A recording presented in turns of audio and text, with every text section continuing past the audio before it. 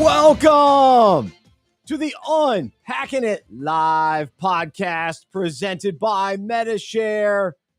I'm Bryce Johnson. For the next hour, we will unpack sports, faith, and life with you and the Unpacking It community of sports fans. We've got a big show today.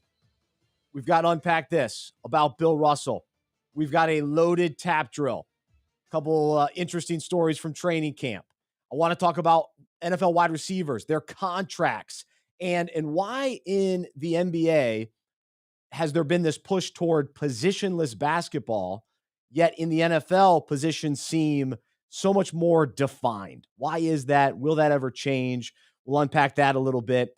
And in just a moment, we'll let you know what we're convinced of in regards to the Deshaun Watson story. And it has taken a lot of crazy turns, and the latest is he's going to be suspended for 6 games. And so it looks like it doesn't necessarily affect his bigger contract with the Browns too much. But where do we come out on this, especially as followers of Jesus and sports fans and Browns fans and just NFL fans? What do we think? And so I'll be curious your thoughts as well. And we'll do that during our I'm Convinced segment. Thanks, everybody listening on YouTube, Facebook, Twitter. You can find us at Unpacking It. And then also, we do encourage you to check out Fantasy Football Fellowship. So it's that time of year. It's now August officially, and we are gearing up for Fantasy Football Fellowship this fall. So a couple different options for you. One, go to fantasyfootballfellowship.com. Check out all of our great content. Some of the content's free. Some of it you can become a member and get access to all of our content. We encourage you to do league meetings throughout the season. So with your league, we also encourage churches to start fantasy leagues. Or if you already have a fantasy league at your church, check out the Fantasy Football Fellowship content so that you can use within your church, within your leagues throughout the season. If you say, hey, I'm looking for a league, we've got Unpacking It leagues for you as well. And so be on the lookout for that, and we'll give you more information about joining one of our 5 different leagues that we'll have this season. Coming up also on the show, we will say hello to our intern, Landon. So he's here today. Luke's here today.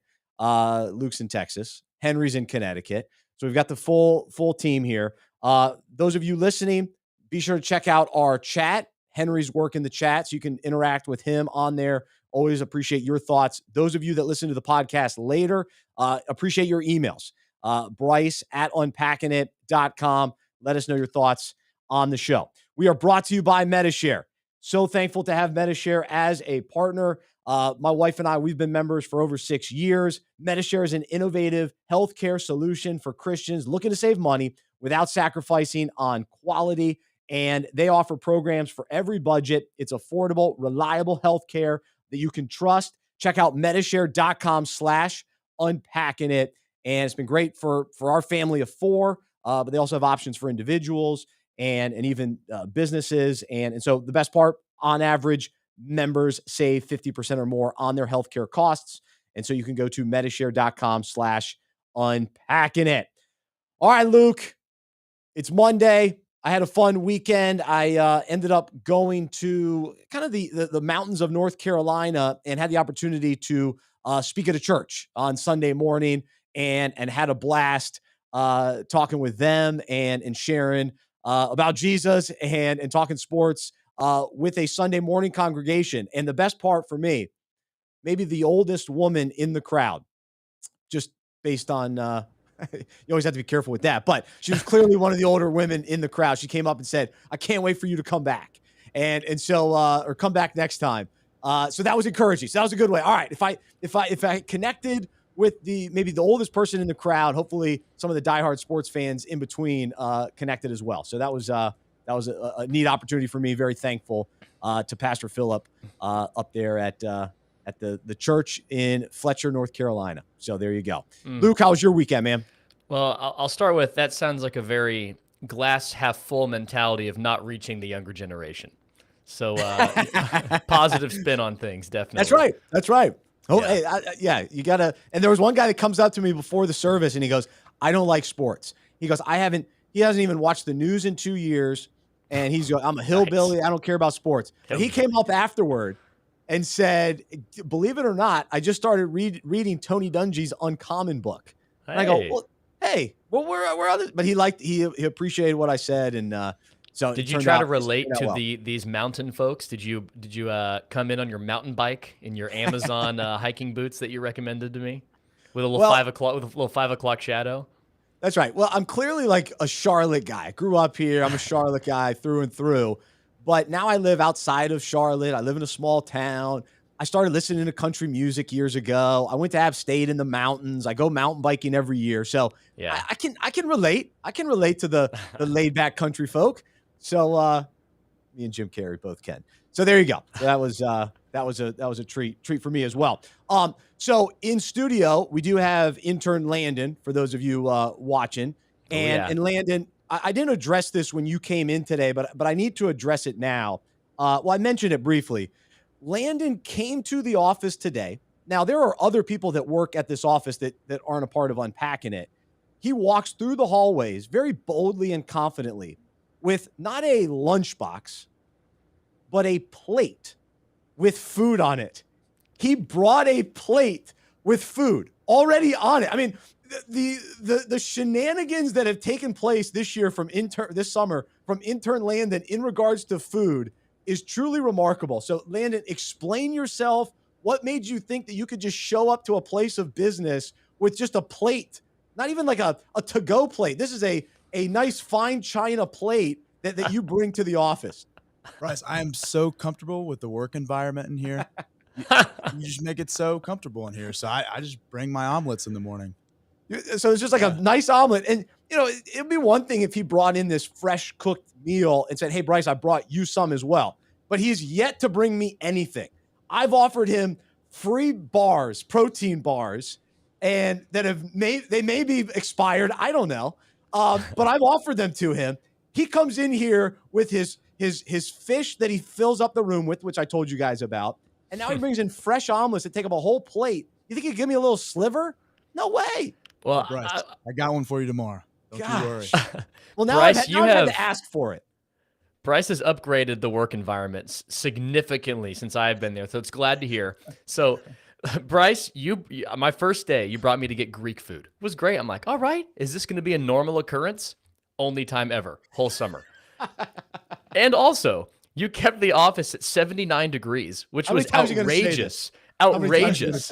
So I'm glad to know that Landon has a more comfortable work environment there. Well, the funny thing is, when you were here, I went out to lunch a lot, and I would never bring you anything back. So I'm sorry for that. I apologize. You did bring me to the Charlotte Touchdown Club, though. You brought me to the Charlotte Touchdown Club, which was nice. That was nice, and you won all the prizes. That's right. And speaking still haven't given you one. No, I'm still waiting for that gift. But the speaking of the Charlotte Touchdown Club, I went on Friday, and special guest Tim Tebow was the speaker. Ooh, and he absolutely lived up to the hype. It was awesome. Cool. He did He's such a great job. Also gargantuan now. Like his his biceps are bigger than my waist. I'd be willing to say that. I actually was noticing he slimmed down. But beyond his looks and physique, he's a great guy and did a wonderful job speaking. Thank you, Luke, for taking it there. But I didn't get to talk with him, but I did get a quick handshake. I did get to say, "Hey, great job." So that was how was his handshake game? Thankfully, I wasn't too intimidated. I felt like I came in solid and it was reasonable. Did you have this is the opportunity to redeem yourself on taking a picture with a celebrity, hand in pocket, or do you go arm around? Landon and I are very much team arm around. So did you have an opportunity to join the bright side? No picture opportunity. It was a quick handshake. He was moving. So that was it was good. It was cool. So got to make at least the acknowledgement, and hopefully he remembers me. Hopefully he remembers that handshake. Right, that's the key. Yeah. So anyway, those are the shenanigans. But we'll jump in today. We'd love to know your thoughts as a listener on this whole Deshaun Watson saga. We've touched on it here and there, and honestly, it's been sort of a kind of a roller coaster ride with him. And I want to use him kind of as a springboard, but I think there's a lot more to this story that we have to look at in kind of a bigger picture. And so we'll start there. That I'm convinced fans should not expect the NFL to be the moral police. And I understand that they have a personal conduct policy, and was reading a little bit about it. It says they can the commissioner can suspend a player where the league finds that the player's conduct imposes inherent danger to the safety and well-being of another person. The personal conduct policy also states that discipline is appropriate for conduct that undermines or puts at risk the integrity and reputation of the NFL, NFL clubs, or NFL players. And so, okay, that's fine. I understand that. They're running a league. They want it to have a good reputation. They want their players to represent them well. Absolutely. And if you want to suspend someone, you want to kick a player out of your league that's not living up to the standard that they've set, then that's great. My question and my problem is really, what is the standard? And so, we come at it as followers of Jesus. I'm under the authority of God and his word. And so his standard is, ultimately we're forgiven and we rest in the grace of Jesus. And then we're called to live a holy life. And so I'm looking to the Bible as, okay, this is the way to live. This is what Jesus said. This is the way to live. And so that's the standard that I hold myself to. I fall short, and then I rest in the grace of Jesus, thankfully. But that's the standard, the path that I'm on. Now, when it comes to the NFL, it's very confusing. We don't really know, what they expect, because owners seem to be held to a different standard than players. We now see 6 games for Deshaun Watson. We'll see if that ends up kind of sticking. But we saw last year Calvin Ridley, and this has kind of been the big discussion today. Calvin Ridley bets on a game. It comes out that he spent, I think, $1,500 to bet on his team, the Falcons, to win. And it cost him a season. He's going to be out for a year. And so it seems that the NFL finds that to be a bigger deal for their, conduct and representation of their league, because you don't want fans thinking, wait a second, are these guys betting on their own games, and are they affecting the outcomes and based on what money, all that kind of thing. So I understand the confusion there, but it goes back to, okay, what do we want the NFL, moral standard to be, and is it even possible? And I would say, whether it's 6 games or 10 games, or I don't really know. I don't think any amount of games is the answer, I guess, ultimately, because fans are going to be confused, and fans are going to consider, their own certain, I think this is worse than this. Gambling's worse than what's happening in with massage therapists, or what happens from a violent standpoint. So all of this gets thrown in there, and then we as fans are supposed to, kind of figure out, wait, is this worse? Is that better? And I kind of throw my hands up, and again, I go back to, I don't think these I can't expect these NFL players to be living perfect lives. And so I'm convinced that they should not be our role models. I think some of them can be, that have proven to have a great track record. Absolutely. But many of them are in their 20s. They're trying to figure things out, and they do a lot of dumb things. And so for us to then kind of, all right, well, he's done this, so he's out for 6 games, and then he's done this, he's 5 games. I think it's very difficult to figure out. He got caught. He didn't get caught. So Luke, help me out here. I feel very, very confused with it all, and trying to figure out, okay, now moving forward, what do we expect the NFL to actually do with these guys that end up getting caught up allegedly? Sometimes there's evidence, sometimes there's not, sometimes there's gray area, sometimes there's not, sometimes there are video and pictures, sometimes there's not. And we're rooting for guys that love Jesus, that are following Jesus, and those are the players that we really can root for. But sometimes those guys make a mistake too, and those guys screw up, and then that makes it confusing for us as fans. And so again, we have to go back to the grace. We have to go back to, okay, what is the standard that we're holding ourselves to, and are we continuing to pursue holy lives? And that's kind of where we need to start. And then when it comes to our sports, it's, we're going to try to find guys to root for, and other players are going to let us down. And if the NFL decides to suspend a guy for 6 games, all right, fine. Then I've got to move on, and I'll determine when he comes back if I want to root for him or not, depending on the type of repentance, the type of acknowledgement of what they've done, and are they experiencing life change too? That's what we always want to see. Are they learning from the punishment? I think and are other players learning from the punishment that these guys go through as well? So, Luke, why don't you jump in? Sorry, man. No worries.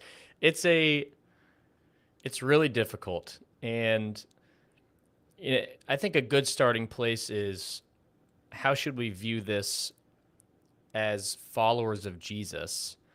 The first thing that comes to mind is our hope is certainly not in whatever morality the NFL legislates.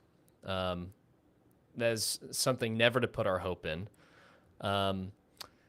And I think your point on role models is important, because there's probably many people who live and die by the actions of their favorite athletes, their favorite teams. And at that point, it gets a little unhealthy there's way too much stock given in a team or a player's actions or successes or failures, to where our days, our weeks are ruined or decided by that. We've talked about this before, like if our team wins or our team loses and we have a horrible week because of it, well, maybe we need to take a look in the mirror, which certainly I've been guilty of that.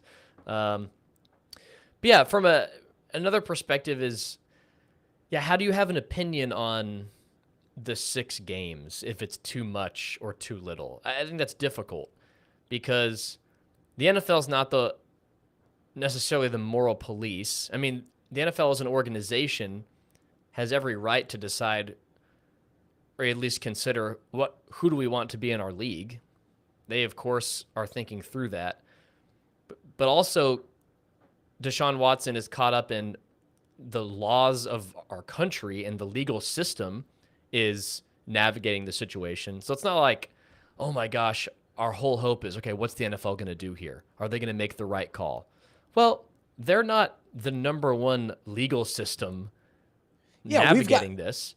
Like he's going through the court, so it's not like we have to rely on the NFL. And I just don't know how you have an opinion on if 6 games is too much or too little, because this is a football. Yeah, because what's the basis? I don't know. And then it goes back to Calvin Ridley seems to be the convenient guy to compare this to. Yeah, but it's or even so different. Deshaun Watson with PED, or DeAndre Hopkins with PEDs. He's going to be suspended for how many games did he get? 6, 4, 6 games. Yeah.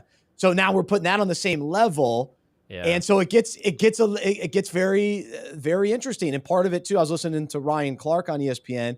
It comes down to evidence. What kind of evidence is there? And that was some of the vagueness with Deshaun Watson. And Deshaun Watson continues to say, hey, I haven't disrespected anyone. And so, yeah, what are we supposed to do with, do you trust what a guy says, and to what extent? And that makes it tricky too. Well, it's difficult because, social things and politics and a huge sports league are inevitably going to collide with one another. And we love when athletes have platforms and use it wisely. But on the other end of the spectrum, like, how much do we expect an organization like the NFL to, 1, consistently legislate morality, and 2, to get it correct to some arbitrary standard that we set in our own minds? Because at the end of the day, whether we like it or not, it's a football league who, like you've said before, they care about their product and they care about making money. And that's ultimately their end goal. Do we want them to care about the right morals? Yes. But again, whose morals? And that's right. How well? And that's difficult because, everyone in the country is across the board on how they view Deshaun Watson and what's going on with his situation. And the NFL can't possibly make a correct decision. I don't know. It's too difficult to expect so much out of the NFL to legislate morality as a football league, or to do it correctly. And because for me, to me, the line that gets crossed from a lot of these guys, when we, even when we hear about these guys going to strip clubs, well, to me, that's crossing the moral line to my standard as a follower of Jesus. So then if that's the moral standard, then a lot of these guys they should be suspended. So that's why it gets it's just so tough for me to then say, all right, NFL, you got to come down hard on these guys. I don't know, because I would have different things that I would want them to push, and then other people would want certain things. And so you can't really keep all the fans happy. And so now everybody, is responding today. Oh, 6 wasn't enough, or 6 is too many, or kick them out of the league forever. And so it makes it hairy. Like, what's the NFL's responsibility in addition to the court system? Like, if a guy's going through the court system, what responsibility does the NFL have? Sometimes they've added to say, hey, we don't want our players like this. But is there consistency in that? That's the thing. It depends on – it kind of depends on the player. It depends on the timing of it. It depends on a lot of the outcry from it. So what do you guys think as listeners? We'd love to hear your thoughts. You can leave your comments wherever you're watching right now. You can email later. And let me be very clear.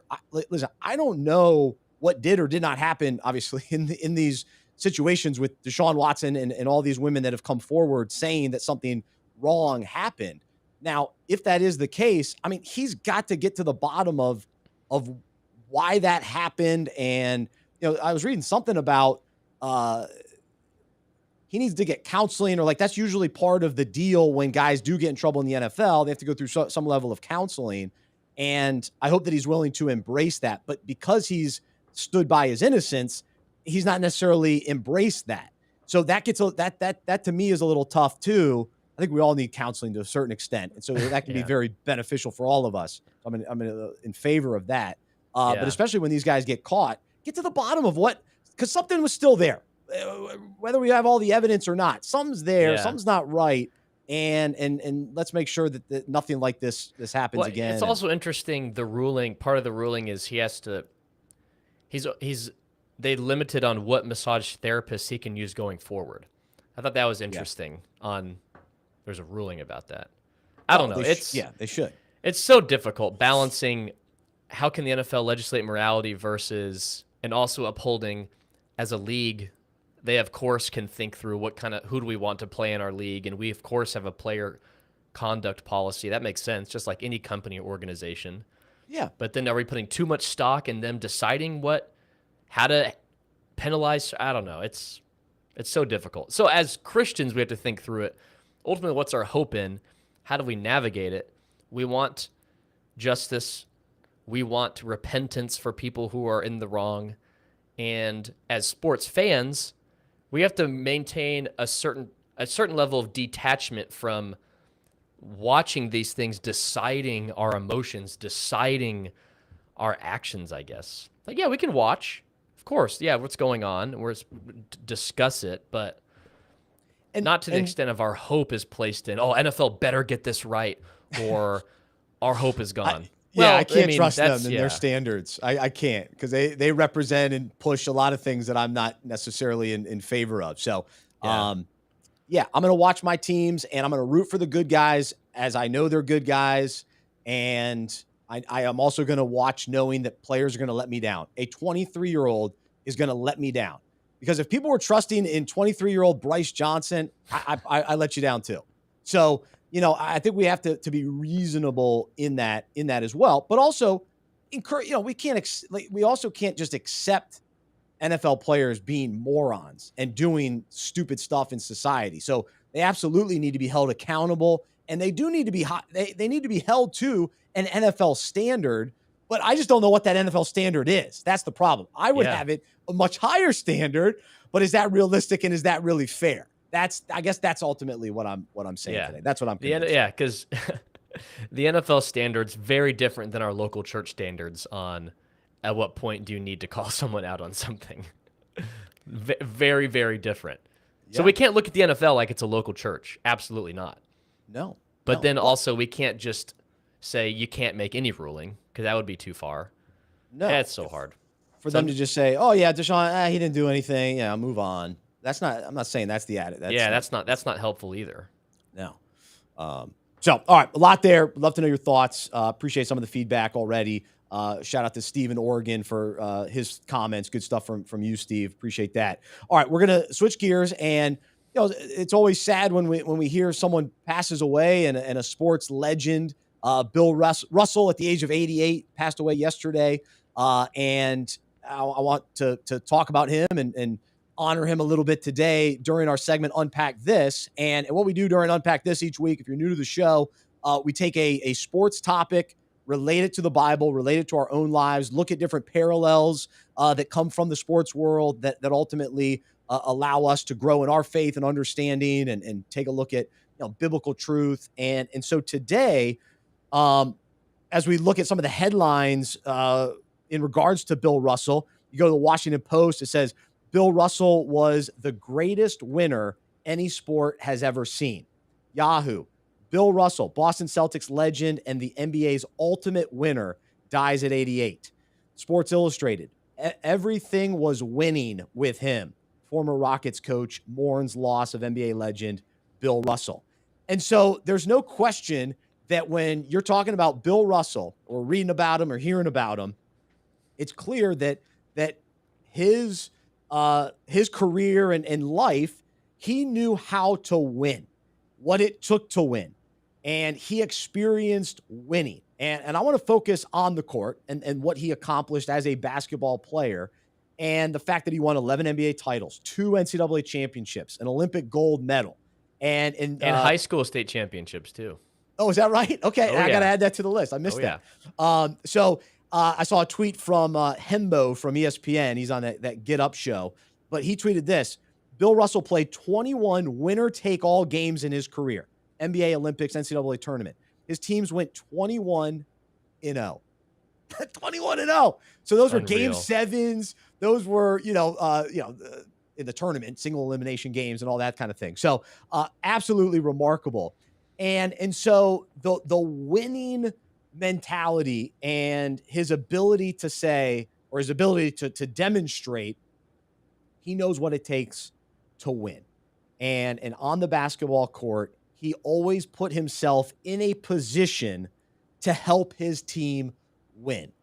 Whatever he needed to do individually, get rebounds, block shots, score, but then also making players around him better is evident. Now, as you would probably guess, I did not watch him play growing up. I didn't start watching basketball till 1994. I watched some of his highlights this morning.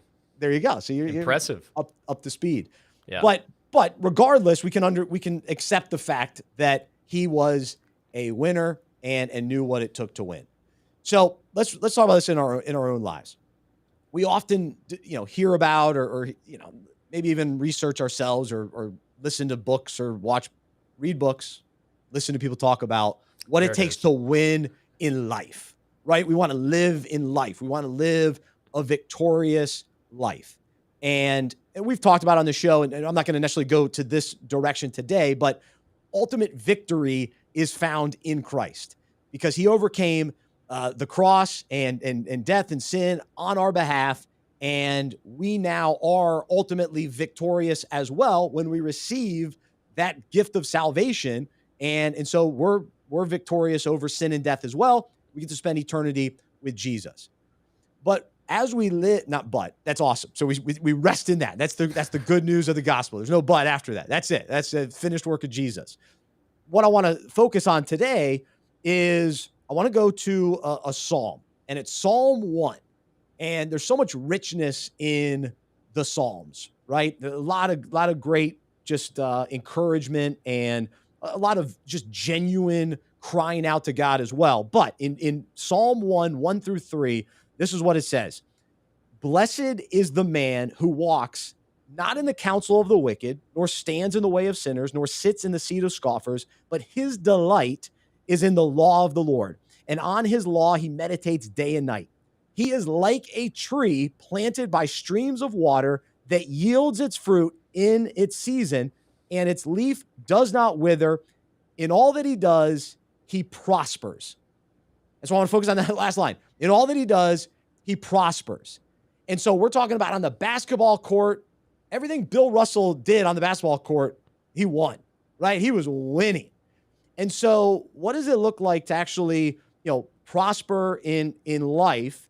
And let's go to the ESV Study Bible on this verse.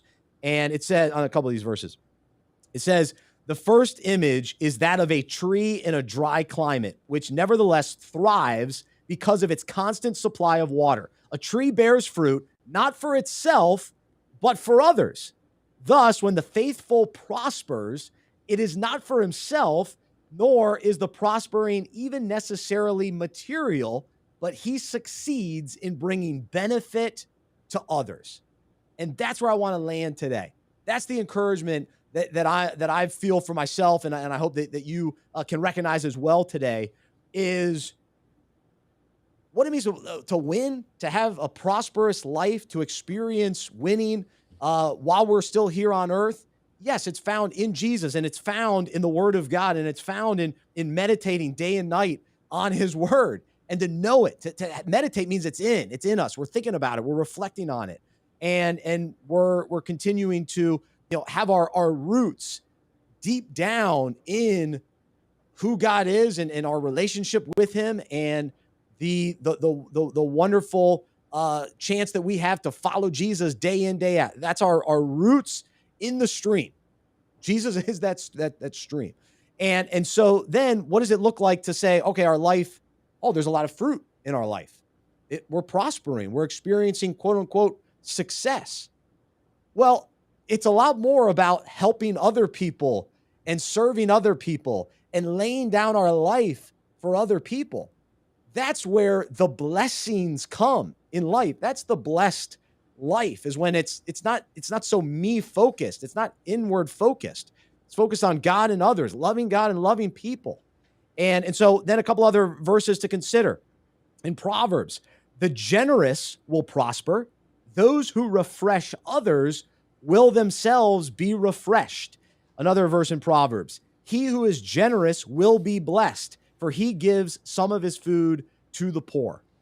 And so, okay, how do we win in life? Man, we put others ahead of ourselves. And going back to that tree that's prospering, it's got fruit for others, right? The tree doesn't need its own fruit. So it's a fascinating concept, but I love that Bill Russell always put himself in a position to win. And even going back to kind of what he's known for on the basketball court, he knew how to block shots and then hold on to the ball. A lot of times we'll see guys block shots and then it goes out of bounds. That's not really a great thing. Like, it's okay. It's nice to block a shot and it sort of resets that team's, the team's offense. But when you can block it and then grab it and then outlet pass for a fast break, now you're helping your team win. And so it's not just for the show, the block shot for the show. It's all about you. Oh, great block. No, it's get the block and then help your team get on the other end and score. And that's what Bill Russell was known to do and really mastered. And very few people actually can do that. But in our own lives, what are we doing to set up our teammates? What are we doing to, keep things moving forward? And are we just focused on, okay, how can I be successful? I want to be successful. I want to make more money. It's all about me, more and more and more. It's all about how big my personal platform can be. And look at me, look at how great this is. And if that's our mentality, we're not going to live a blessed life. Not what really matters, not fruit that really matters. Fruit that is rooted, that comes as a result of our lives being rooted in God's word and the life that he has for us. And that life is serving others. Because what did Jesus do? He came to serve others. He didn't come to be served. He came to serve others. And so if he's who we're following, if he's who our example is, then that's what we got to do. We got to lay down our lives. And it's hard. Trust me. We're just trying to survive every day. We're just trying to, get ours, right? I just got to get mine.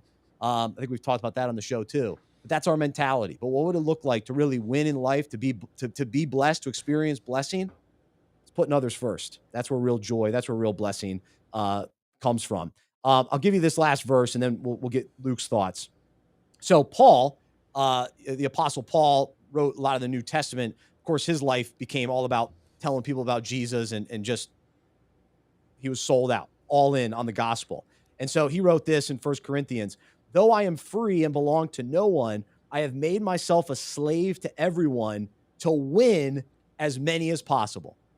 So he was about winning souls to Christ. He wanted people to experience the transformation that he experienced. And so for us, is that our mentality too? It's serving people, but it's ultimately telling them that Jesus has changed our life and he could change yours. And so eternity is in the balance, and our souls are longing for the true God, the God of the universe, for us to know him intimately. And that happens through Jesus and through surrendering our lives and receiving the grace that we have because he went to the cross and rose again and paid the punishment for our sin. And so is that our mentality? Are we trying to win as many as possible? Because that's what real winning is. That's eternal winning. All this other stuff, and trust me, I've been caught up in it. I want more people to listen to the podcast. More. We got to get more listeners. We got to get more listeners. But beyond more listeners, we want people to know Jesus and follow Jesus. That's what matters. That's what success is. And so I talk to people, hey, how's unpacking it going? Oh, is it successful? Or, oh, how many people are doing this or that? No. Are we being faithful to what God's called us to do? And are we seeking him above all else?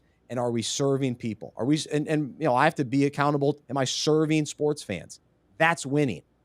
If you're listening today, I just want you to know Jesus and follow Jesus. I want that for my life, and I want that for your life. And so that we can continue to live this blessed life. Now we pass it on. Now we serve others. If Jesus has changed us, now we change others. If Jesus has given to us, we give to others. We give what we can. We give our lives. We give our money. We give our time. We give. Love, love, love. So there you go. That's what you can unpack today. That's the real winning life. So Luke, it's not, we're probably not going to get all the big numbers. Are people still listening? Is anybody still watching? Oh yeah. They want the 5 steps to becoming a millionaire or something. I don't know. And it's not that stuff's bad, but then again, we go back to the verse, the generous will prosper. So if you've got more to give, then great, keep it coming. Yeah. If you are successful in some of those worldly standards, that's nice too. Cool. That's not the ultimate, but that's nice. And then you're able to give. And we've got awesome people that are very successful in the business world that give to Unpacking It. And so I know they're experiencing blessing because of that. And then we're able to continue to bless people with the good news of Jesus. So jump on in, Luke. Yeah, it's a very encouraging reminder. To me, hearing that is, part of this is fear of man, and serving others is often forsaking the fear of man in us and the desire to please man. And there's a quote I read in a commentary this morning, reading through Romans, and I'm going to botch the quote, and I can't remember who it is, so bad credit here. But essentially, he says, humility before God is what leads to basically forsaking self-promotion before man. So this idea, relating it to serving, and Bill Russell being an incredible model of a team-first player, so much so that he didn't even show up for his Hall of Fame induction ceremony, and they had a private jersey retirement into the rafters, and he didn't even want his statue in Boston unless the Celtics agreed to fund a certain nonprofit. So wow. This very team-first mentality, and as followers of Jesus, to serve better, it takes humility before God. And if we've understood the grace we've been given, the mercy we've been given, the free gift of becoming a son of God, a daughter of God by faith in the life, death, and resurrection of Jesus, there's no room for self-promotion. If we've understood our depravity as sinners and our need for God, humility before God leads to less self-promotion before man, because self-promotion doesn't make sense anymore if we're humble before God, because it's just gratitude. It's receiving the grace of God, the mercy of God, and this just unbelievable gratitude of, I've been given entrance into the kingdom of God for eternity because of the faithfulness of Jesus Christ. because I have faith in the life, death, and resurrection of Jesus. And yeah, that's what leads to greater service. You know, and Romans talks about levels of service can be an added gift of God to benefit the body of believers. But overall, as Christians, as followers of Jesus, we're all called to serve. But you can't serve if you're not humble before God. And, you know, that's something that we have to pray through constantly is, God, would you increase my humility? Not to be known as a humble person, but because that's part of your will for me, is that I would continue to walk humbly before you in order to continue to be faithful. So, yeah, encouraging reminder. And to me, I just, it's easy for me to think about the opinions of others about me, to fear the opinions of others about me, and to almost chase the approval of man. So I'm very passionate about talking about this. And if we're caught up with the approval of man, maybe we need to walk more humbly with God and ask God to increase our humility before him, because then there's not necessarily a desire for self-promotion if we're just focused on gratitude of the grace of God and serving others, because we don't need the approval of man. Amen. Well said. I love it. One final thing, a little bit along the lines of what you were talking about with the autographs with Bill. You mentioned the autographs. Am I making that up? Or did we talk about that earlier? We talked about it earlier, but it's along the same lines. Yeah. On the same lines. Sorry, we talked about that earlier. But anyway, I was reading an article, Boston.com. It says, Bill Russell hated autographs. Oh, of course, a typical NBA player. No. He saw no point to them. If he was out dining and got approached by someone asking for his signature, Russell's usual response was to instead ask the person to join him at the table to have a conversation about life. The autograph seekers almost always declined.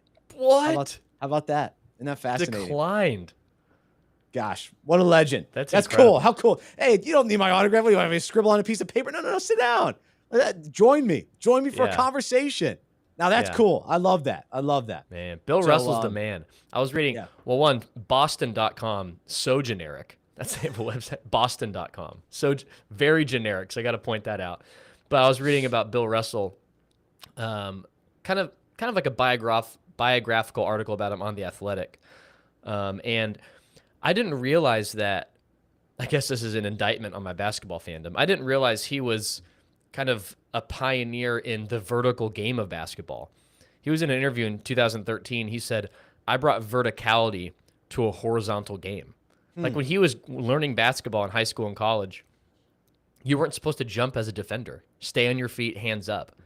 And then he pioneered this jumping up to block shots, which I guess I never caught on. I was playing the old basketball because I was a very horizontal player. No verticality in my game. So I guess if only I would have learned that. That's my excuse. I didn't learn about the vertical game. I just played horizontal. And that is a good study of sports that I probably don't do, is when certain elements of the game that have become so normal when they were actually implemented. Because at some point there was a forward pass in football. You know, there's all those kind of things. Isn't that crazy though? Being taught necessarily to never part of the leave your original. feet.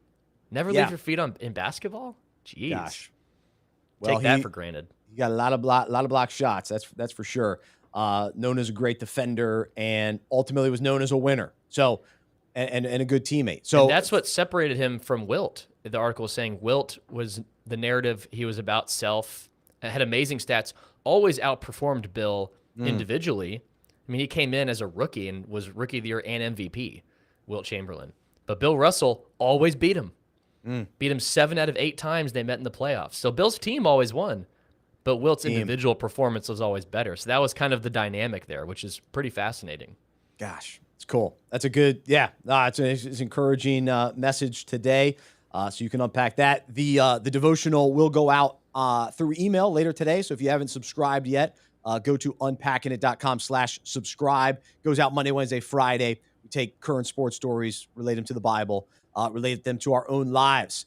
All right, we got some other sports stories to discuss today. And if you've noticed this offseason in the NFL, first off, I'm excited about training camp opening up all over the place. We got so much football going on, a lot of stories. Where did the Panthers have their training camp? It's called Spartanburg. It's in South Carolina. South Carolina. Okay, at so pretty Wofford, close. Wofford College. Oh. Yeah. Okay. It's where the former owner of the Panthers, Jerry Richardson, I guess he went there. Yeah. So he had a connection there. So years and years and years have been going down there. Yeah. And so, but the big stories kind of over the course of the off season, and this has sort of been happening over the last couple of years as well, but wide receivers are getting paid big money. And DK Metcalf recently signed a big extension, big guaranteed money with the Seahawks. We know Tyreek Hill left to go to Miami to get paid. AJ Brown went to ultimately got traded, but went to Philadelphia to get paid. Colin Cowherd must be so upset. The icing on the cake is getting paid. That's right. So, and I've been along that line as well, that line of thinking that the wide receiver isn't a must. An elite wide receiver isn't a must to a Super Bowl win. Now, I'm wondering or questioning it at this point because Cooper Kupp just showed what kind of impact a top wide receiver. He was the best wide receiver last year. His team won the Super Bowl. Now, was it because of Matthew Stafford? You know, we can argue a bunch of different things, but there was definite value in what Cooper Kupp brought to the Rams that led to a Super Bowl. And so if we look at the top 10 kind of big contracts right now, and it's always a little tricky because you got like guaranteed money, signing bonus, but as far as kind of per year right now, you got Tyreek Hill, Devontae Adams, DeAndre Hopkins, Stephon Diggs, AJ Brown, Deebo Samuel, another guy who just signed a big deal, DK Metcalf, Cooper Kupp, DJ Moore, and Keenan Allen. Now, the only one These are the top 10. These are the top receivers, not these are the top in general. Top paid receivers. Top paid receivers. Top paid receivers per year. So Tyreek Hill, $30 million per year, down to Keenan Allen at $20 million per year. Jeez. And so Tyreek Hill won a Super Bowl with the Chiefs, and Cooper Kupp won a Super Bowl with the Rams. Other than that, those guys haven't won Super Bowls. So I don't think Devontae Adams, he wasn't on that Packers team. But conference championship games littered throughout that list. Yeah, no, those are playoff teams. You know, I think Keenan Allen and I think the Chargers are going to have a really good season this year. I think DJ Moore is going to be better this year with Baker Mayfield as his quarterback. You know, Stephon Diggs and the Bills are one of those, you know, Super Bowl contenders without a doubt. I like the Raiders this year with Devontae Adams, but the question is, you know, is it worth paying the wide receiver this type of money, and has it really changed? And I'll speak from a fantasy perspective. I don't load up on big time receivers usually. I like to get them a little bit later, and so you can wait till tomorrow. We'll talk more fantasy on the Fantasy Football Fellowship podcast. But I like having multiple options. And there's a part of me that thinks, could Aaron Rodgers even have a better year this year as he doesn't worry about getting the ball to Devontae Adams, that he actually looks around for the open receiver? Is that possible this year? Maybe. It could be interesting. I remember the year that Cam Newton, I'm wearing the Panthers Super Bowl shirt today. That year, Cam Newton. The light is really on in the Panthers. Yeah, let's go. I'm all in. But that year, he didn't really have a go-to wide receiver. He moved the ball around to a lot of different guys, especially in that playoff run. And it was just find the open guy, find the open guy. Yeah, we talked about that on a recent Unpacked lunch, one of the ones you missed. On the question was, who were the go-to skill players on that Panthers roster? And we're like, who was on that team? Yeah, Greg Olsen, but like who were their Stewart? Jonathan Stewart. Yeah, Jericho Cotchery, one of my favorite people. But those aren't household. They had this premier receiver. Yeah, it was very much Jr. by committee. Yeah, Ted Ginn Jr. is more of a Madden player. Give it in Madden. Yeah, give it to me in Madden. Punt return. So it's just it's all fascinating to me that these guys are getting paid, and will it actually play out? Here's my gut reaction to that. This is with no data at all. And I know I'm normally more Mr. Data guy than you, but running backs have way less value to me. I mean, not just to me, but because the NFL has changed. Offenses are just very more spread out, pass heavy. Like the game has changed, so running backs have way less value. You can plug and play way more easily. Receivers, you still need really good receivers and willing to pay some money unless you have top tier quarterback, in my opinion. Yeah. because Dak Prescott absolutely needs very good receivers. You're going to have to pay some money because if you give Dak Allen Lazard as your number one receiver, he's going to struggle. Aaron Rodgers can throw to anyone. Tom Brady can throw to anyone. There's a handful of quarterbacks that you can really spend dollars elsewhere, offensive line, really good defense, and be okay. But for a B-level quarterback, C-level quarterback, you're going to have to invest some money in receivers who make it way easier on the quarterback with route running, separation, talent. So I think Aaron Rodgers is going to be just fine. I don't think anyone's really concerned about, oh, man, Aaron Rodgers is going to really have to prove he's legit. No, come on. Well, really, the best case scenario is when you have a guy, still a quarterback, on his rookie contract. Yes, so absolutely. Like with the Chargers. So if you have Herbert, who's already a top 5 quarterback, if not better, and then you're paying Keenan Allen top 10 money. Yes. Tua down in Miami with Tyreek Hill. You've got A.J. Brown with Hurts. You've got have to Deebo win Samuel now. with Trey Lance. You have to try to win now. That's the Seahawks won Super Bowl with Russell Wilson on his rookie contract. Yeah. They were able to fund the Legion of Boom on defense and a That's great team. The Cowboys, Dak's rookie year, that was the best window they had. You had a cheap quarterback who was good enough to win a Super Bowl and surround him with talent, pay more dollars. But once you have to pay your quarterback $45 million, that is difficult to do and then still have a really talented team around him. Unless you have a top 3 quarterback in the NFL, it's hard to get away with that. Yeah. No, it's very interesting, and especially with somebody like Deebo Samuel, who just signed a big deal yesterday, and we're kind of wondering what was going on in San Francisco, but they took care of it. And what makes him so unique is they relied heavily on his ability to run. And I think part of the concern with him and his contract is he doesn't want to run too much. He doesn't want his body to take a beating. He wants to get paid like a wide receiver and not take that kind of running back beating.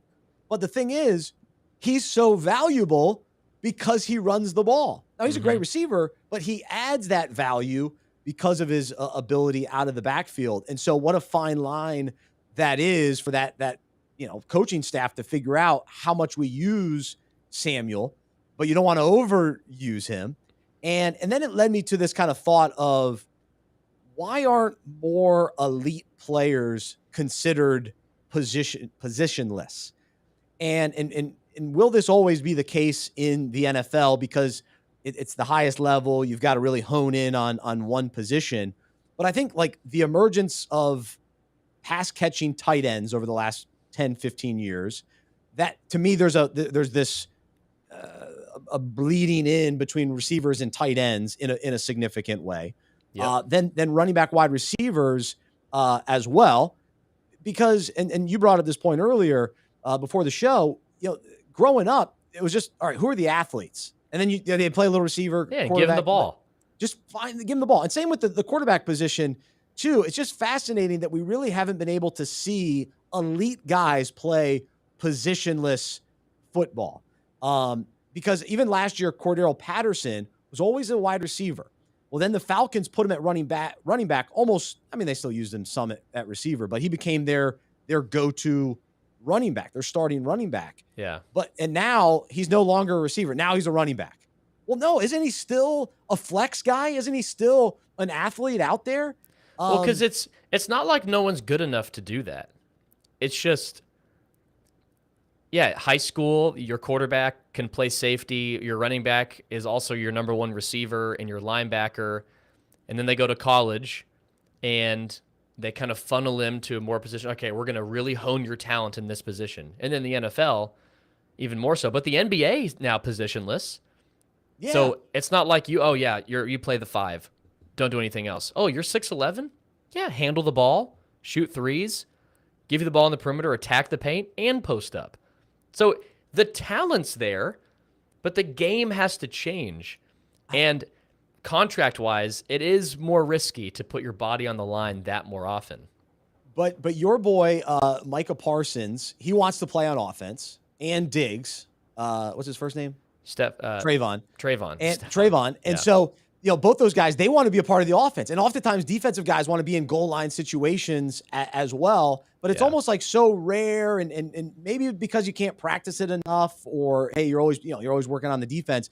But I loved growing up, Deion Sanders would play, both ways. And Charles Woodson was such a great athlete and could do that.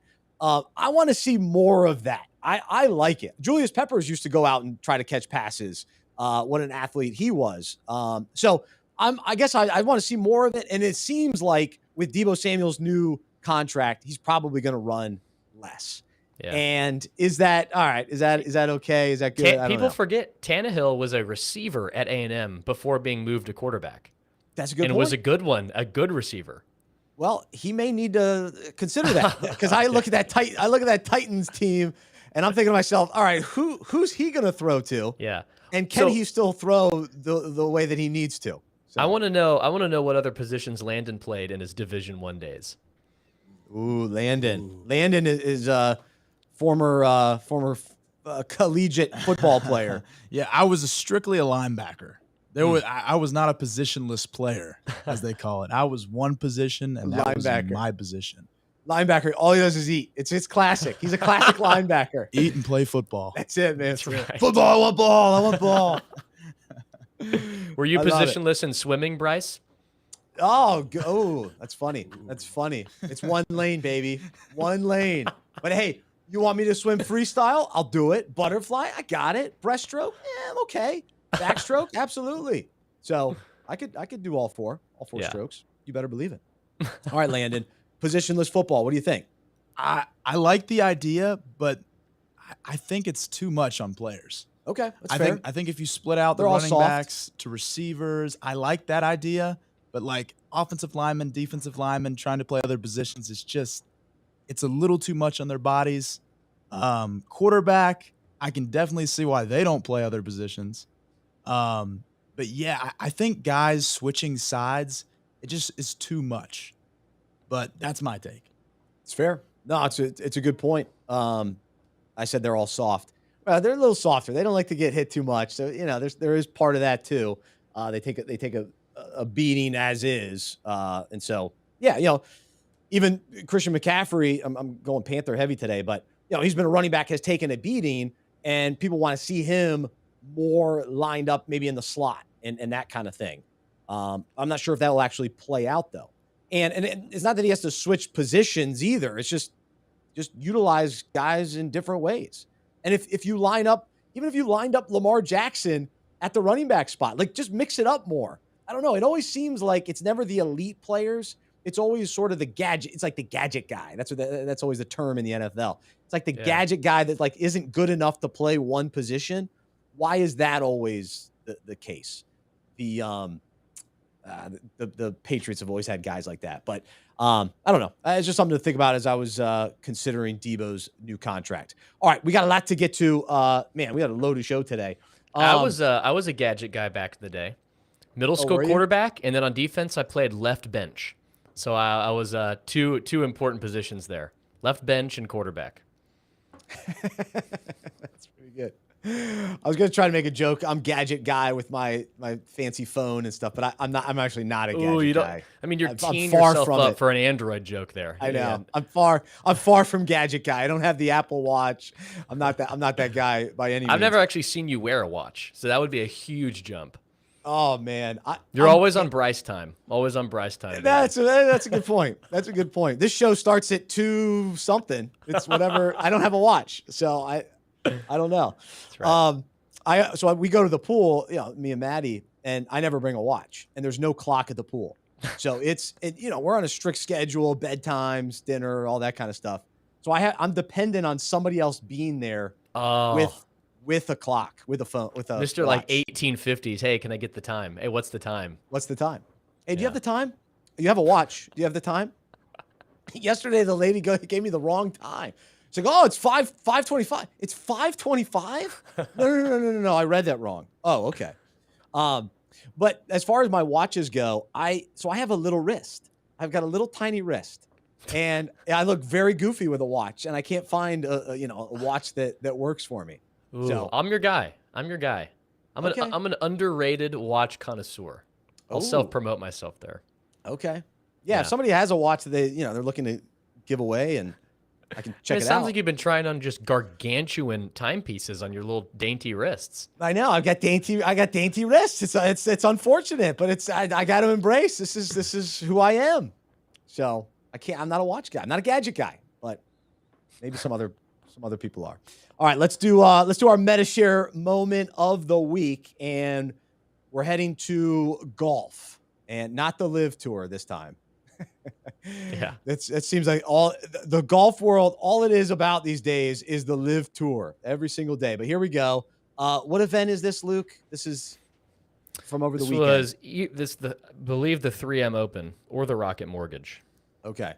So let's play this video, and then we will respond. Hopefully those that listen only can hear the audio as well. All right, Luke, take it away. All right. So it was the Rocket Mortgage Classic, confirmed. Okay, sweet. This week here, Will. Yeah, he's not liking that one. Anytime you see the club let go so early. Oh, get in the hole one Not time. like this. Not like this. All right, First so we'll one, watch it let's again. go. I'm sick to my This stomach. week here, Will.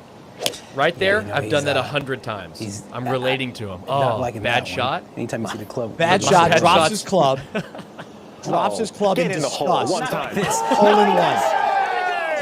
First Hole one, in one. let's go. I mean, that's just Unbelievable. crazy. All right, so it's Mark Hubbard, and he, it feels like it was a bad hit, par 3, 11th hole, and ends up getting a hole in one. So do we give him credit? Like, can you celebrate a hole in one that you thought you were gonna miss? It doesn't feel as like, good. what's the response? Not as satisfying. No, definitely not. That's Like a hole in one where you're going, all right, I'm putting this left of the pin. I'm going to try to land it about Let's go. 163, and it goes in. Great. But if you drop the club in disgust and it goes in, no, doesn't Ugh. count. You got to hit it well, again. I wouldn't go that You got to far. hit it again. Sorry, Mark. You got to know that thing's going in. I got to see some Yeah. confidence, not this negativity. So what's the Unacceptable. closest you've gotten to a hole in one? Because you're coming across as Mr. Hole in One cop right now. Does not count. Does not count. So, well, does putt count? That's Ooh. the key. Yeah, So I we're gonna shared have to my stop putt you right there. stories in recent Putt weeks. and but hole in one. Yeah, that's it. I promise that's it. I'm on a par 3. I'm looking to get in on 6 or 7 strokes. So Yeah. that's what we're working with there. So there you go. There's your Medi-Share moment of the week. If you were listening on the podcast, you can go search for Mark Hubbard. His miss hit results in a hole in one. Pretty cool video. So thankful for Medi-Share, our presenting sponsor here on the show. You can go to Medi-Share.com/unpacking it and figure out if Medi-Share is the right fit for you. It's been great for my family, and they've got affordable, reliable healthcare that you can trust. So Medi-Share.com/unpacking it. All right, let's bring on Henry Bieneme, and let's do a little tap drill. Thanks to Landon for his help with tap drill this week as well. But we will say hello to Henry up in Connecticut. And I was listening to some radio yesterday talking about the Giants. There is some hype about Saquon Barkley in the fantasy world. So he seems to be rising up the fantasy boards. So you got to be excited about your Giants. Oh, absolutely. What's going on, boys? What's up, Landon, in the background over there? I can always relate to the guys holding down in the background because we're the ones that make sure you guys like Luke and Bryce are always looking good and sounding good over there. So, but the Giants are. I'm going to thank my parents for me looking good. I'm not thanking Henry. I'm not thanking Henry. I got to thank my hair gel for looking That's good right. today. I can't be thinking. I'm definitely not thinking linebacker intern Landon.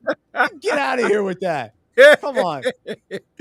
But there's definitely a What's that, hint of Landon? optimism. Landon's jumping in here. You can thank me for the omelet tomorrow. There we go. Yeah. There we go. Oh, We'll see. We'll see. We'll hold out hope for that. All right. Sorry, Henry. Henry, I derailed you. Go ahead. No worries. There's definitely a hint of optimism around Giants camp up in Jersey over there for several reasons. One, Saquon Barkley is looking really good. this is his second year after his injury, and they say that it's the second year after a major injury is where the athlete starts to look like more like themselves.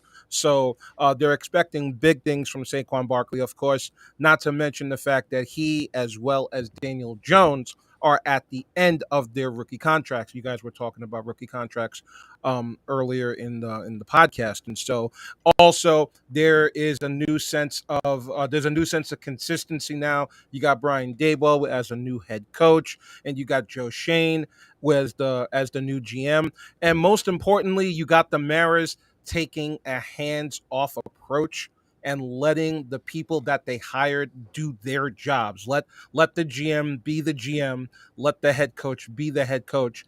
And it sounds like there's a little bit of optimism. I'm not going to go as far as to say that they're going to take over the NFC East, but anything is better than 4-13 from last year. So there's your Giants breakdown. Thank you for that. I'll never ask again. No, that's good stuff. That's good stuff. They're one of the more interesting teams this year, just to see, will it be different? Will things be different this year? So absolutely. Good stuff, Henry. All right, man. All right, let's get to Tap Drill. First up on Tap Drill is our old friend Russell Wilson. Old face, new place, as they like to say. And did you see? Now we'll get to his jersey in just a moment, but did you see the tank that he came into training camp? The man looked like he needed a step ladder to get into that Jeep coming into training camp. But what everybody's talking about is him coming into training camp with his own jersey on. So, guys, what do you think of the big machine that he's coming in and coming into training camp with his own jersey? Seems like a little guy for a big car, but a big truck, a big tank. Yeah, is he 6 foot? Is he 6 feet? He's a smaller quarterback. You're coming in at under 6 foot. Can you really be driving a tank? The lineman. I'm okay with the lineman coming in with something like that. Yeah. But obviously Russell's got the money for it. But I'm a little concerned and just sort of like, wait, what? Why was he wearing his own jersey walking into training camp? And then he wore it. I guess it was understandable in the press conference. Maybe they go right to the press conference. I won't maybe hold that as much against him, but it seemed weird to me. Like, why not show up wearing a John Elway jersey saying, hey, I'm the best quarterback since John Elway has been here? So that, to me, that shows some respect. You don't need to be wearing your own The disrespect for jersey. Brock Osweiler. I will not tolerate the Brock Osweiler indirect slander. Get that out of here. Manning, I'm sorry, Peyton Manning was there, but that was a down. Well, he had a couple of big years there. He did not win them that Super Bowl. I don't like to think about Peyton leaving the Colts, but yeah, that's right. He was there. He was there as well. So now they finally, but think about all the quarterbacks in between Russell Wilson. Those are, it's been a tough few years for them, but a lot of optimism. I think they'll be very good this year. Wilson will have a great season, whether he wears his jersey or not. Bryce is already out on this because out of principle, he can't even stand grown men wearing jerseys. So, True. I'm a big jersey guy. I got 2 hanging behind me that get a fair amount of usage throughout the weeks. But your own jersey, that's a middle school move. That's a middle school move. Wearing your own baseball. Like, I would wear my baseball uniform hat to school, my own jersey in the parades. But grown man. Well, how did we feel about in high school? Maybe it was just at my high school, but all the football players would wear their jersey on Fridays for the game. Like, they'd wear it to school. Was that a thing? Oh, or was but that for just the at pep my rallies school? or just for school? No, every Friday. They all wore their jerseys to school. We got to get Landon's thoughts here. So there's 2 things that our football players did. Well, thankfully, we did Jersey Thursday. So we'd wear like cool vintage jerseys. But I still could never get behind carrying that around the gallon of water to class in high school. So I guarantee Landon bought stock in that. Oh, got to get hydrated. Got my gallon of water going to Algebra 2. Let me tell you, Luke, everyone on the football team had that gallon. It was like some kind of ritual. You had to have a gallon to be on the football That's right. team. It was a cultural thing. It had nothing to do with hydration. It was for the culture. It was all about it. But back to the jersey wearing on Fridays. So our school, we actually had to dress up and wear suits. The classy move. The Much classy better. move. Much better. Yeah, so that was more of a middle school thing for me. The football on Fridays, football jerseys. What would you wear, Bryce? Would you get swim team go Speedos on Fridays? That's not very nice. You wear your Let's jerseys not throw with the just swimmers. shirtless and a Speedo. Yeah. Hey, Swim cap to class on Fridays. I don't even know what to say to that. 'Cause you find a way to bring up the Speedo. I mean, it's almost every week, and I don't want to go there. I don't want to go there. But now that you mention it, I guess the football players sometimes wore ties. I may be misremembering it. It was always funny though. I mean, you make a high school football team wear ties, and you're bound to get 30% with the short tie. The tie that barely reaches the belly button. And it's like, all right, just take it off. If you're going to be Mr. Short Tie Guy, get that out of here. And then Merrill Hodge. That's right. And then you have the other 15% that wear the tie, but that has the shirt, the top button on the shirt open. Yeah. That's right. And then you have, and then there's always one. Why is there always one that wears the tie on the head? I mean, what is the significance of that? It's like I'm tie on head at weddings. I'm tie on head at weddings. Dance floor about 10 songs in. Once the electric slide comes on, Luke's ready to go. He's got his head. We're starting to get repetitive here. We got like 3 shows in a row with Speedo and electric slide within 5 minutes of each other. They go hand in hand. They really do. Absolutely. All right, save us, Henry. All right. One of our favorite ESPN programming is coming back, and on August 5th, the Ocho is coming back to programming. So starting August 5th, you're going to see events such as corgi racing. We have Corona belt sander races and the ever popular Red Bull paper wings. So guys, what are you going to be looking forward to with the upcoming Ocho programming? Oh my goodness. You said that this was our favorite sports programming. You get out of here with that. I mean, I remember I was so desperate during the Rona when sports canceled, and I was watching cherry picking or cherry spitting. It was cherry pit spitting from the Ocho. Did you get into marble racing? I got into marble racing. Oh, yeah. That was a sad Wednesday afternoon. That was a productivity at an all-time high for Bryce during the Rona. Oh god. Marble racing on Wednesday. That's why he doesn't do lunches with people, because he's too invested in his marble racing. That's right. That's right. But no, I can't say that I'm into the Ocho programming. Dodgeball is still a classic.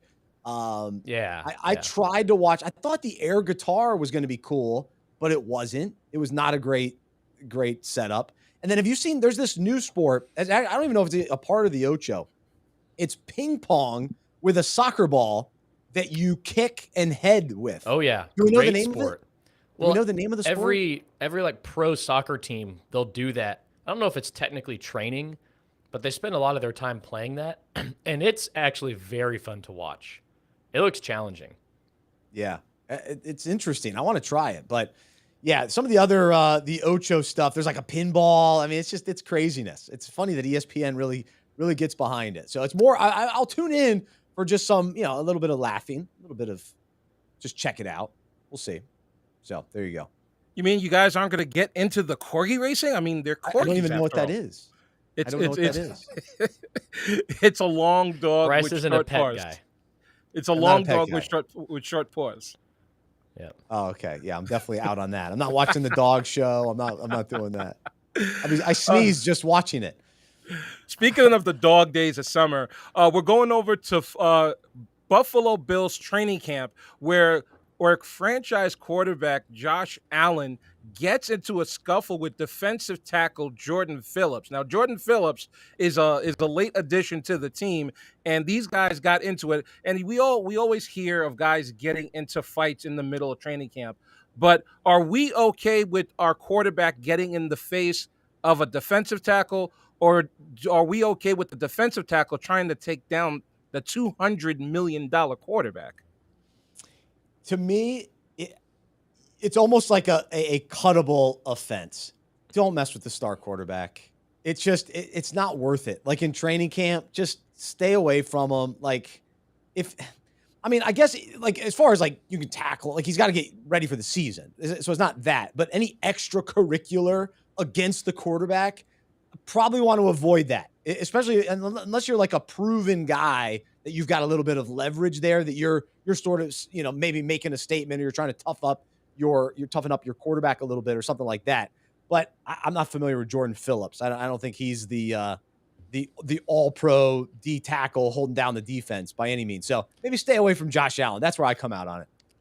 I come in different perspective. To me, bad look as the quarterback to throw a fit about it. One, do you really want to pick a fight with a 300-pound lineman or a linebacker? Now, Josh Allen maybe doesn't apply to this as much because he's actually a great athlete and strong. But a quarterback in general who tries to pick a fight after getting hit, it doesn't look good for numerous reasons. One, you're essentially saying, don't hit me. I'm too high class for you. How dare you touch me as the quarterback? That comes across as so soft. And two, you're picking a fight with a guy, if he really wanted to have his way with you, you're toast. That's fair. Quarterback, you get hit, let it go. But to pick a fight with it, bad look. Bad look. Yeah, no, I understand that. I mean, I remember, these guys, the scuffles, it's like understandable when it's D tackle versus offensive lineman or corner versus wide receiver. But step over and start messing around with the quarterback. Come on. All right, Henry, give us one more. All right, now we're going to go down to Washington, and we're going to talk about the Commanders, and I still hate that name. The Washington Commanders, even in the middle of training camp, when they open training camp to the public, have a low attendance rate.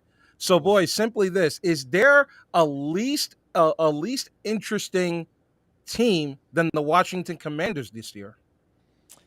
Yeah, I mean, it's not surprising that there's not a lot of fan buzz for the Commandos because, I mean, you think about Carson Wentz and, people are kind of iffy about him coming off of his year last year. He's lost his brand name. His name recognition is not there anymore. No, I don't think people are like, oh man, we got Carson Wentz, and there's not the excitement level. But as far as another team that's sort of not as interesting, is there one for you? Oh my Luke? gosh, the Texans. Okay. The Texans are so irrelevant. Like, at least the Lions, they're bad, but they're lovable. We talked about this a long time ago. I think you used the term lovable losers. The Lions are lovable. America's sweethearts. We're all pulling for them. The Texans, though, have a common fan, have a committed NFL fan name anyone on their roster. Yeah. They're just. Yeah. So I disagree. Yeah. I disagree because Interesting. I think, Davis Mills coming into his second season, is he going to show that he's a legit quarterback? He actually played pretty well under the radar. The Texans were more competitive than most people thought last year. Brandon Cooks was one of the best wide receivers. Nobody realizes that. They signed Marlon Mack. Does he have anything left in the tank? Could he actually come out and be a decent running back for them? So there's some intrigue, but as far as I can't wait to watch the Texans. Yeah, I'm with you on that. That's fair. But a team that's kind of boring to me, and maybe it's because of my Panthers love, but the Falcons. I guess there's a little intrigue to see if Mariota can kind of take back his career a little bit as a starter. There's some, maybe a little bit there. And then I would say the Seahawks. That's a pretty boring team to me. I don't see a lot of excitement coming from Seattle this season. It's got to be a long season, right? It's got to be a long season. So there you go. All right, the poor Washington team. Those guys, not much excitement there. They can't even get their fans. They don't know what's going on with their owner. They got a lot of talking about the moral standard there. They got some work to do in Washington, no question about it. But all right, Henry, great stuff. Appreciate you. Appreciate everybody jumping on the chat with Henry today. Thanks to Landon for all of his help. Thanks to Henry and Landon for making me look good, apparently. So I appreciate that, guys. I count on both of you for that. Luke counts on his backward hat. So we do need to identify that as one of Luke's, is that a flaw? Maybe. It's a flaw. Actually, I'm not blessed with the money to buy as much hair gel as in your budget. So that's not one of my discretionary income purchases. Well, according to Still Steve, on a hat. According to Steve, Luke has got the stash on point. That's right. He's really a fan of Luke's stash. Luke's got a strong mustache growing right now, so keep it rolling. Strong. But thanks everybody for listening today. We will be back next Monday. Check out the Fantasy Football Fellowship podcast on Tuesday. On Thursday, we've got an interview with Trey Burton. You know him from the Philadelphia Eagles, a part of the Philly Special. Awesome conversation with him that we will share with you on Thursday. The Devo goes out later today. You can subscribe on unpackingit.com. But I'm Bryce. I'm a sports fan who follows Jesus. I believe in the good news that he died on the cross for my sin. He was resurrected. And through faith, I've been saved by his grace. I hope that is true for you as well. And I hope you'll join me as we live life as sports fans who follow Jesus together. Have a great rest of your day. And as we talked about Bill Russell being a winner on the basketball court, what does it look like to be a winner in our own lives? What does it look like to live a life that is blessed? Well, it's actually about being a blessing to other people. It's about putting ourselves in a position to help others win and to be a part of the winning. And ultimately, it's winning souls for Christ. It's helping people experience the love and grace of Jesus like we have. And so we rest in that, cling to that, and that's the good news that we have in Jesus. So that's why we're here. We want to point people to Jesus. So thanks for being with us today. This has been the Unpacking It podcast presented by Medi-Share.